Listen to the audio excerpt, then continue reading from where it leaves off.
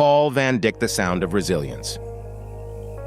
The story of Paul van Dyk begins not with bright lights or massive crowds, but in the gray confines of East Germany, under the shadow of the Berlin Wall. Born Matthias Paul in Eisenhüttenstadt in 1971, he grew up in a world of restrictions where music from the West was smuggled like treasure. With a makeshift radio built from scrap parts, Paul would tune in to the faint, crackling signals of Western stations. These broadcasts introduced him to the futuristic sounds of Depeche Mode and New Order, igniting a spark that would one day set the world ablaze. When the Berlin Wall fell in 1989, Paul was 18 years old. What others saw as chaos, he saw as a world of possibilities. Stepping into Berlin's underground club scene, Paul wasn't just another DJ spinning records. He was a creator, composing stories through sound.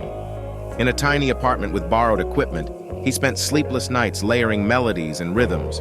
It was during this period that he wrote For an Angel, a track inspired by a stranger's emotional story overheard on a train.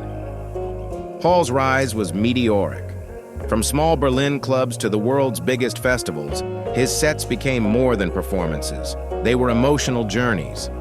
When he released The Politics of Dancing, it wasn't just an album, it was a declaration. Paul believed music could bridge divides, a conviction shaped by his own experiences in a divided Germany. His music wasn't just about beats and drops, it was about connection, unity, and hope. But even as he conquered the world of music, life threw him an unexpected challenge. In 2016, during a performance at a State of Trance festival, Paul fell off the stage, suffering a traumatic brain injury. For months, he faced an uncertain future, unable to perform, unsure if he would ever return to music. Yet, in his darkest moments, he found strength. Even as his body healed, his mind continued to compose. He emerged from his recovery not just as a survivor, but as an artist reborn. His comeback album, Music Rescues Me, wasn't just a collection of tracks, it was a testament to his resilience.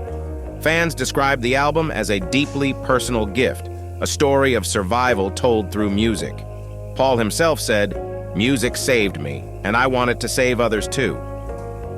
Behind the decks, Paul is a meticulous perfectionist, crafting every set as if it were a symphony. But off stage, he has a quirky, almost philosophical side. He sketches dreams in a notebook, often using them as inspiration for his music. And then there's Melody, the stray cat that wandered into his Berlin studio one winter night. Her gentle purring, Paul swears, helped him finish We Are Alive. Through all the highs and lows, Paul van Dyk has remained a symbol of perseverance and passion.